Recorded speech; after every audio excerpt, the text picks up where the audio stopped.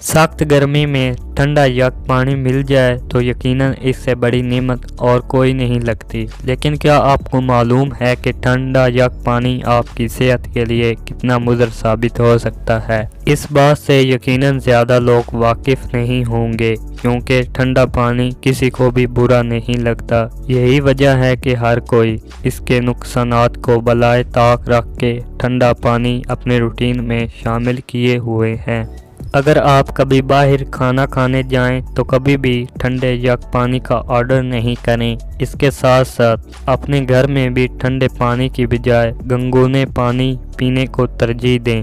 ठंडे यक पानी से आपके निज़ाम हाज़मा में मौजूद खून की शरियानों को सिकेड़ देता है, जिससे निज़ाम हाज़मा में मौजूद नमी कम हो जाती है और ये निज़ाम हाज़मा के लिए एक नुकसानदेह बात है। ठंडे यक पानी से आपके जिस्म में मौजूद एनर्जी बनाने वाले एंजाइम भी मुतासिर होते हैं। जब आप खाना खा के ठंडा पीते हैं तो वो एंजाइम सुस्त पड़ जाते हैं और जिस्म में मौजूद एनर्जी महंद पड़ने लगती है।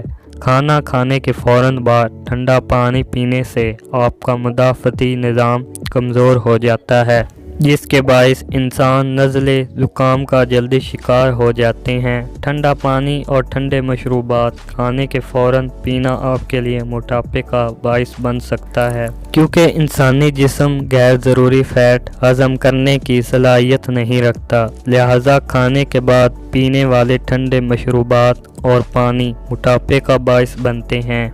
बाज़ लोगों का ख्याल होता है कि ठंडा पानी वज़न कम करने में मददगार साबित होता है और कुछ लोगों का ख्याल है कि ठंडे पानी से हमारे जिस्म में से इजाफी कैलोरीज ख़त्म हो जाती हैं, लेकिन ऐसा दुरुस्त नहीं है।